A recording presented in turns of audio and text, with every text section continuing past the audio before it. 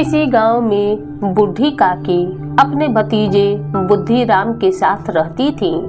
बुद्धिराम के परिवार में उसकी पत्नी रूपा, एक लड़की लाडली और 2 पुत्र थे। बूढ़ी काकी के पति को मरे हुए कालांतर हो चुका था। बेटे तरुण होकर चल बसे थे। अब एक भतीजे बुद्धिराम के अलावा और कोई न था। उस भतीजे के नाम उन्होंने अपनी सारी संपत्ति लिख दी।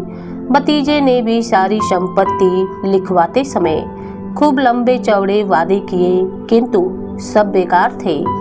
यद्यपि उस संपत्ति की वार्षिक आय 150-200 रुपयों से कम न थी, तथापि बुढ़ी काकी को भी पेट भर भोजन भी बड़ी कठिनाई से मिलता था। इसमें उनके भतीजे पंडित बुद्धिराम का अपराध था अथवा उनकी अर्धांगिनी श्रीमती रूपा का। इसका निर्णय करना सहज नहीं था। बूढ़ी काकी का समस्त शरीर, नेत्र, इंद्रियां, हाथ और पैर जवाब दे चुके थे। पृथ्वी पर पड़ी रहती और घर वालों को कोई बात पर हमेशा उत्तर देती थी। उनके पास जिह्वा स्वाद के सिवा और कोई चेष्टा शेष न थी। भोजन का समय टल जाता या उसका परिणाम पूर्ण न होता, अथवा बाजार से कोई भी वस्तु आती और उन्हें न मिलती तो ये रोने लगती। उनका रोना सिसकना साधारण रोना न था। वे गला फाड़ फाड़ कर रोती थी। बुद्धिराम को कभी कभी अपने अत्याचारों पर खेद होता था। विचारते थे कि इसी की संपत्ति के कारण मैं इस समय भलमानुस बना बैठा हूँ। यदि भौतिक आश्वासन और सुखी सहानुभूति से स्थिति में सुधार हो सकता हो, उन्हें कदाचित कोई आपत्ति न होती, परंतु विशेष व्यय का भय उनकी सुचेष्टा को दबाए रखता था। यहाँ तक कि यदि द्वार पर कोई भला आदमी होता तो बुढ़ी काकी उस समय अपना राग अलापने लगती, तो वह आग बबूले हो जाते और घर में आकर उन्हें जोर से डांटते।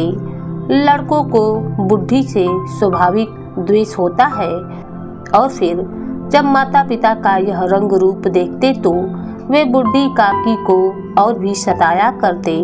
कोई चुटकी काटकर भागता तो कोई इन पर पानी की कुल्ली कर देता। काकी चीख मारकर रोती, परंतु यह बात प्रसिद्ध थी कि वह केवल खाने के लिए रोती हैं, अतएव उनके संताप पर कोई विशेष ध्यान नहीं देता था। हाँ, काकी क्रोधा आतुर होकर बच्चे को गालियां देने लगती तो रूपा घटना स्थल पर आ पहुंचती थी। इस भय से काकी अपनी जिह्वा कृपाण का कदाचित ही प्रयोग करती थी। यद्यपि उपद्रव शांति का यह उपाय रोने से कहीं अधिक उपयुक्त था। संपूर्ण परिवार में यदि काकी से किसी को अनुराग था तो वह बुद्धिराम की छोटी लड़की लाडली थी। लाडली अपने दोनों भाइयों के भय से अपने हिस्से की मिठाई चबैना बूढ़ी काकी के पास बैठकर खाया करती थी।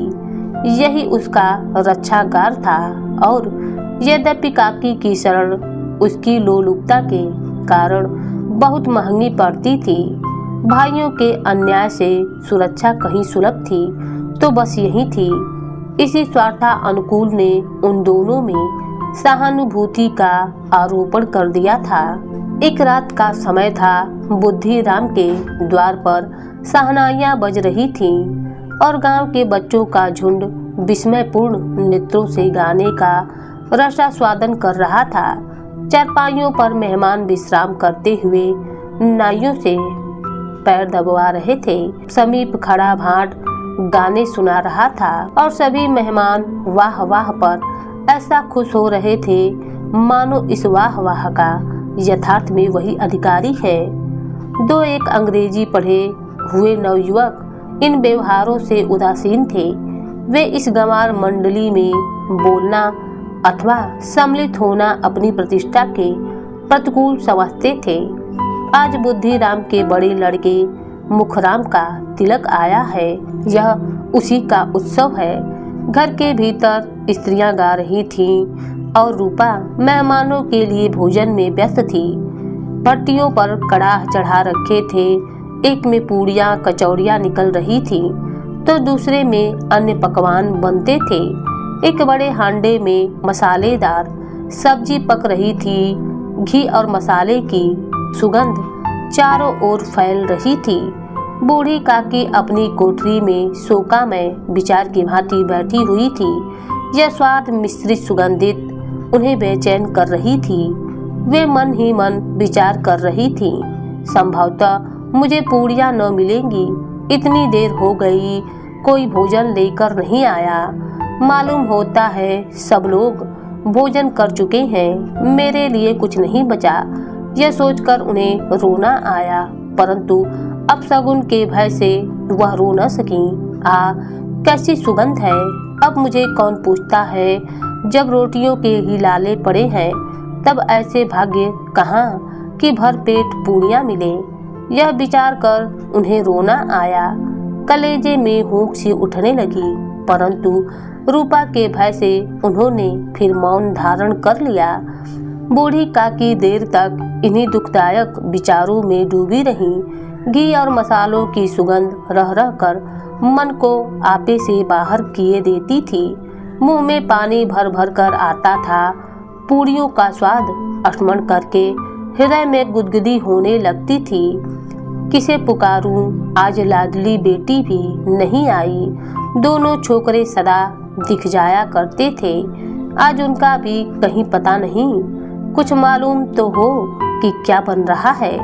बूढ़ी काकी की कल्पना में पूड़ियों की तस्वीर नाचने लगी। खूब लाल लाल फुली फुली नरम नरम होंगी। रूपा ने भली भांति भोजन किया होगा। कचौड़ियों में अजवाइन और इलायची की महक आ रही होगी।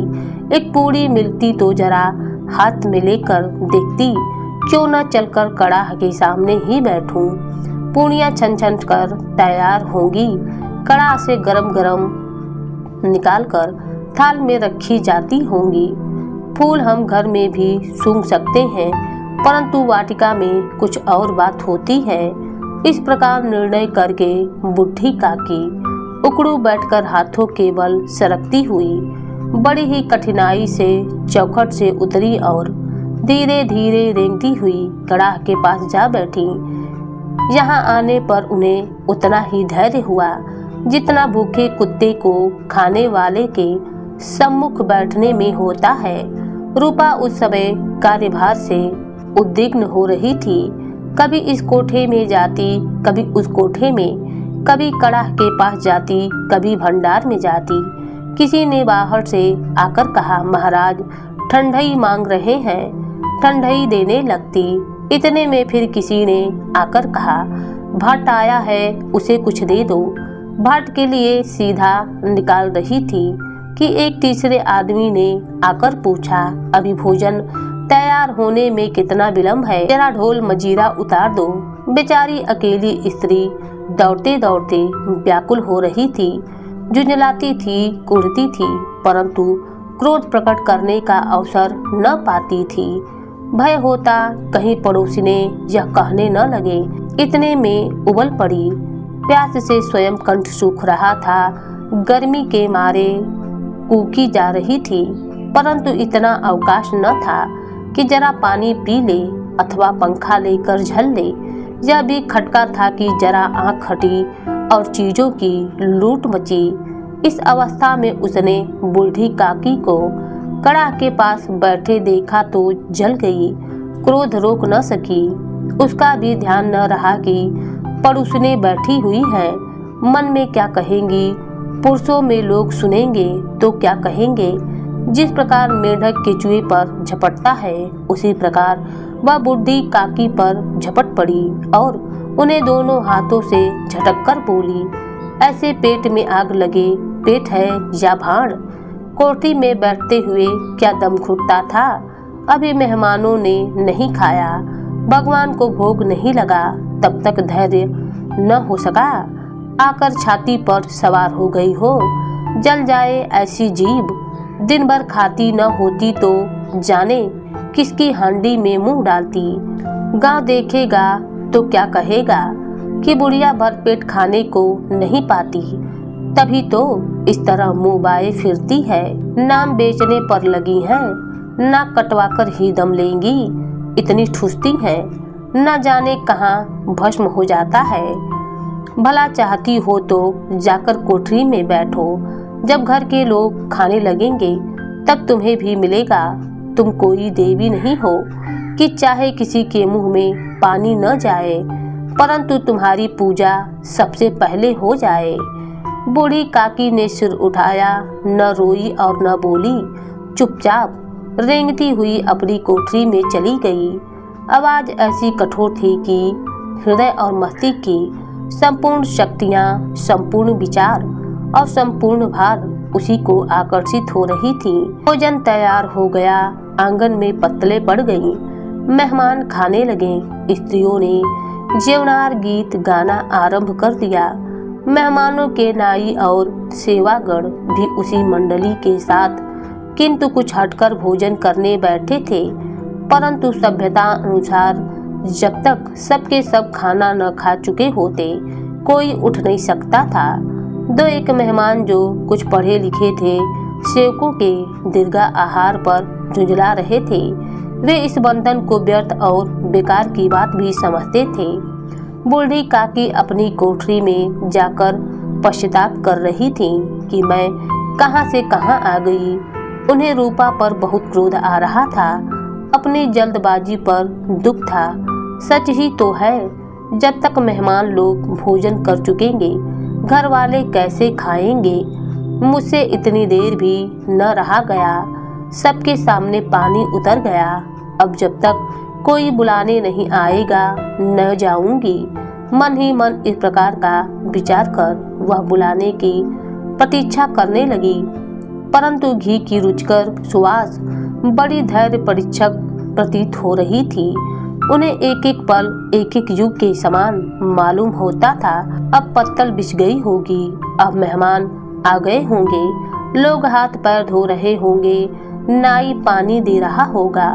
मालूम होता है लोग खाने बैठ गए हैं, जेवनार गाया जा रहा है। यह विचार कर वह मन को बहलाने के लिए लेट गई। धीरे धीरे एक गीत गुनगुनाने लगी। उन्हें मालूम हुआ कि मुझे गाते देर हो गई। क्या इतनी देर तक लोग भोजन कर ही रहे होंगे? किसी की आवाज़ सुनाई नहीं देती। अवश्य ही लोग खा पी कर चले गए। मुझे कोई बुलाने नहीं आया है। रूपा चिढ़ गई है, क्या जाने न बुलाए। सोचती हो कि आप ही आवेंगी। वह कोई मेहमान तो नहीं जो उन्हें बुलाऊं। बूढ़ी काकी चलने को तैयार हुई। यह विश्वास की 1 मिनट में पूड़ियाँ और मसालेदार सब्जियां सामने आएंगी। उनकी इंद्रियां स्वाद को गुदगुदाने लगीं। उन्होंने मन में तरह तरह के मंसूबे बांधे। पहले सब्जी से पूड़ियाँ खाऊंगी, फिर दही और शक्कर से। कचौड़ियाँ राते के साथ मज़ेदार मालूम होंगी। चाहे कोई बुरा माने चाहे भला माने, मैं तो मांग मांग कर खाऊंगी। यही न लोग कहेंगी कि मुझे विचार नहीं। कहा करें, इतने दिनों के बाद पूड़ियाँ मिल रही हैं तो मुँह जूठा करके थोड़े ही उठ जाऊंगी। वह उकड़ू बैठकर सरकते हुए आंगन में आ गईं। परंतु हाय दुर्भाग्य, अभिलाषा ने अपने पुराने स्वभाव के अनुसार समय की मिथ्या कल्पना की थी। मेहमान मंडली अभी बैठी हुई थी। कोई खाकर उंगलियां चाटता था, कोई तिरछे नेत्रों से देखता था कि और लोग भी अभी खा रहे हैं या नहीं, कि इतने में बूढ़ी काकी रेंगती हुई उनके बीच में आ पहुंची। कई आदमी चौंकर उठ खड़े हुए पुकारने लगे, अरे यह बुढ़िया कौन है? यहाँ कहाँ से आ गई? देखो किसी को छू ना दे। पंडित बुधिराम काकी को देखते ही क्रोध से तिलमिला गए। पूड़ियों का थाल लिए खड़े थे। थाल को जमीन पर पटक दिया और जिस प्रकार निर्दयी महाजन अपने किसी बेईमान और भगौड़े कर्जदार को देखते ही उसका टिटुआ पकड़ लेता है, उसी तरह लपक कर उन्होंने काकी के दोनों हाथ पकड़ लिए और घसीटते हुए लाकर उन्हें अंधेरी कोठरी में धम से पटक दिया। मेहमानों ने भोजन किया, घर वालों ने भोजन किया, बाजे वाले धोबी चमार भी भोजन करके जा चुके, परंतु बूढ़ी काकी को किसी ने न पूछा। बुद्धिराम और रूपा दोनों ही बूढ़ी काकी को उसकी निर्लज्जता के लिए दंड देने का निश्चय कर चुके थे। उनके बुढ़ापे पर, दीनता पर किसी को करुणा न आई। अकेली लाडली उनके लिए कुढ़ रही थी। लाडली को काकी से अत्यंत प्रेम था। बेचारी भोली लड़की थी। बाल विनोद और चंचलता की उसमें गंध तक न थी। दोनों बार जब उसके माता पिता ने काकी को निर्दयता से घसीटा तो लाडली का हृदय ऐंठ कर रह गया। वह झुंझलाती रही कि हम लोग काकी को क्यों बहुत सी पूरियां नहीं देते, क्या मेहमान सब की सब खा जाएंगे, और यदि काकी ने मेहमानों से पहले खा लिया तो क्या बिगड़ जाएगा। वह काकी के पास जाकर उन्हें धैर्य से देना चाहती थी, परंतु माता के भय से न जाती थी। उसने अपने हिस्से की पूरियां बिल्कुल न खाई। अपनी पूरियों की पोटली में बंद कर रखी थी। उन पूरियों को काकी के पास ले जाना चाहती थी। उसका हृदय अधीर हो रहा था। बुढ़ी काकी मेरी बात सुनते ही उठ बैठेंगी, पूरियां देखकर कैसी प्रसन्न होंगी, मुझे खूब प्यार करेंगी। रात को 11 बज गए थे। रूपा आंगन में पड़ी सो रही थी। लाडली की आंखों में नींद न आती थी। काकी को पूरियां खिलाने की खुशी उसे सोने नहीं देती थी। उसने पूरियों की पिटारी सामने रखी थी। जब उसे विश्वास हो गया कि अम्मा सो रही हैं, तो वह चुपके से उठी और विचारने लगी, कैसे चलूं। चारों ओर अंधेरा था, केवल चूल्हे में आग चमक रही था। उसने पिटारी उठाई और बूढ़ी काकी की कोठरी की ओर चल दी। बूढ़ी काकी को केवल इतना स्मरण था कि किसी ने मेरे हाथ पकड़कर घसीटे। फिर ऐसा मालूम हुआ कि जैसे कोई पहाड़ पर उठाए लिए जाता है। उनके पैर बार बार पत्थरों से टकराए हैं। तब किसी ने उन्हें पहाड़ पर से पटका।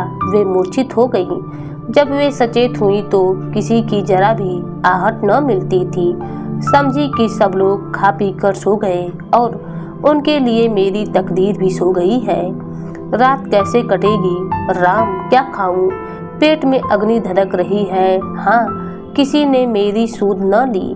क्या मेरा पेट काटने से धन जुड़ जाएगा।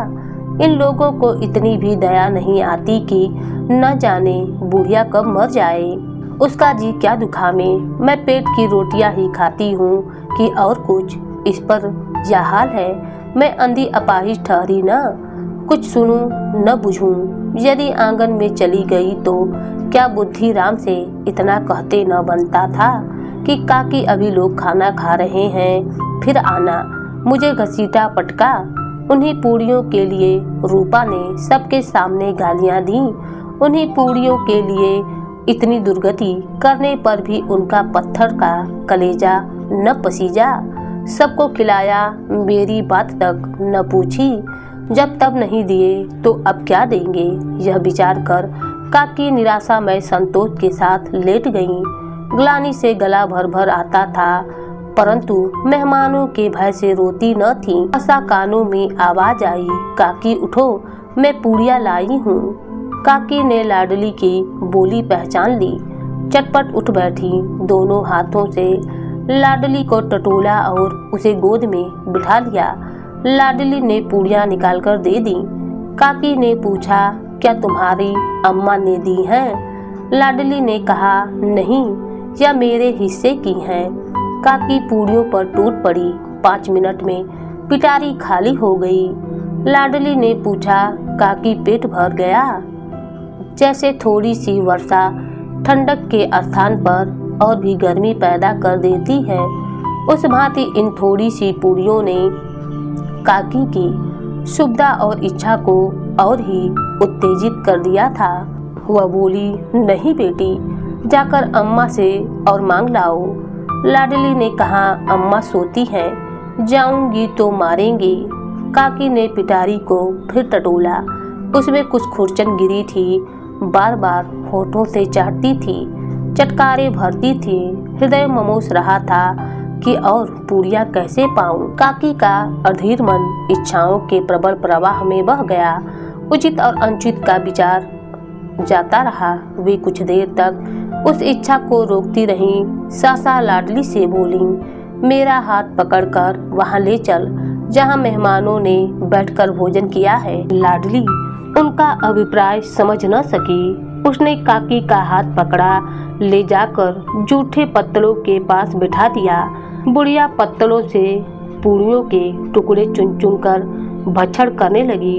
ओ, दही कितना स्वादिष्ट है, कचौड़ियाँ कितनी सलोनी है। काकी बुद्धिहीन होते हुए भी इतना जानती थी कि मैं वह काम कर रही हूँ जो मुझे कदाचित नहीं करना चाहिए। मैं दूसरों की जूठी पत्तल चाट रही हूँ, परंतु बुढ़ापा तृष्णा रोग का अंतिम समय है। अब संपूर्ण इच्छाएं एक ही केंद्र पर आ लगती हैं। ठीक उसी समय रूपा की आंखें खुली। उसे मालूम हुआ कि लाडली मेरे पास नहीं है। वह चौकी और चारपाही के इधर उधर देखने लगी कि कहीं नीचे तो गिर न पड़ी। उसे वहां न पाकर वह उठी तो क्या देखती है कि लाडली जूठे पत्तलों के पास चुपचाप खड़ी है और बूढ़ी काकी पत्तलों पर से पूरियों के टुकड़े उठा उठाकर खा रही हैं। रूपा का हृदय शन्न हो गया। किसी गाय की गर्दन पर छुरी चलते देखकर जो अवस्था उसकी होती है वही उस समय हुई।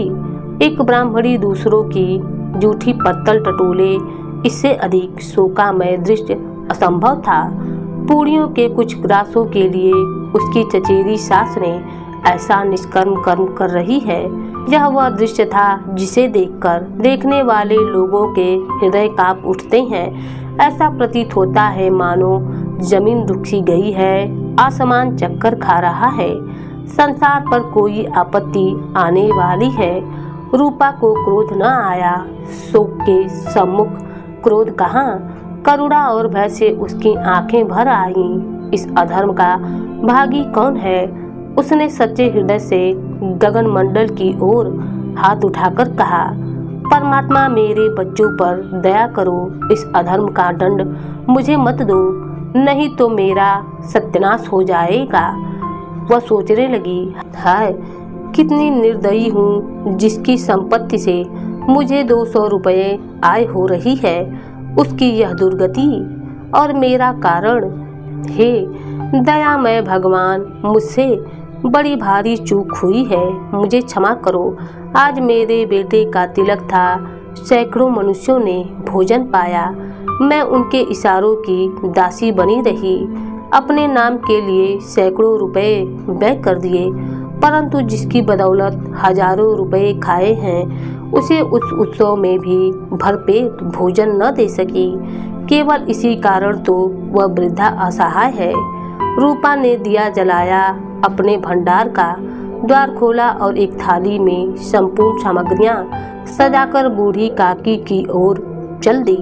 आधी रात जा चुकी थी। आकाश पर तारों के थाल सजे हुए थे और उन पर बैठी हुई देवगण स्वर्गीय पदार्थ सजा रहे थे, परंतु उसमें किसी को वह परमानंद प्राप्त न हो सकता था जो बूढ़ी काकी को अपने सम्मुख थाल देखकर प्राप्त हुआ। रूपा ने कंठारुद्र स्वर में कहा, काकी उठो, भोजन कर लो, मुझसे आज बड़ी भूल हुई, उसका बुरा न मानना। परमात्मा से प्रार्थना कर दो कि वह मेरा अपराध क्षमा कर दे। भोले भोले बच्चे की भांति जो मिठाइयाँ पाकर मार और तिरस्कार सब भूल जाता है, बूढ़ी काकी वैसे ही सब भुलाकर बैठी हुई खाना खा रही थी। इस घटना के बाद से रूपा ने बूढ़ी काकी का तिरस्कार करना छोड़ दिया था। अब वे उन्हें भरपेट खाना देती और बड़े सेवा सम्मान से उनका आदर करती।